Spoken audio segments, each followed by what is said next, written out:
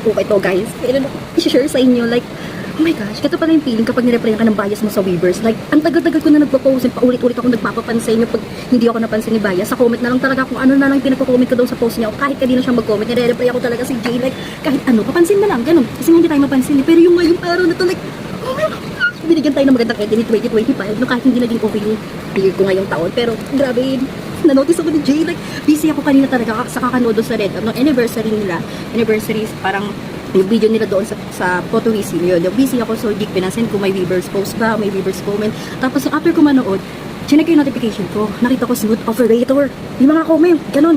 Tapos nung pag-click ko, nung bawat comment ni Jay, nakita ko Lucky Jay, yun yung pangalan ko. Sabi ko, hindi to totoo, hindi to totoo. Like, tapos nung nakita ko, ano ba to? Siyempre, daw ang paniwala, nanginginig ang person. Tapos, kinakabak-kabak ang dibdib ko.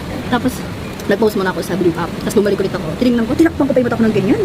So, titig ko ganyan. Okay, comment pa lang ni Jay, nakikita ko. Sabi ko, ako ba to? Ako ba to? Totoo ba to? Totoo ba to? Ganyan. Tapos ginakaganyan ulit ako.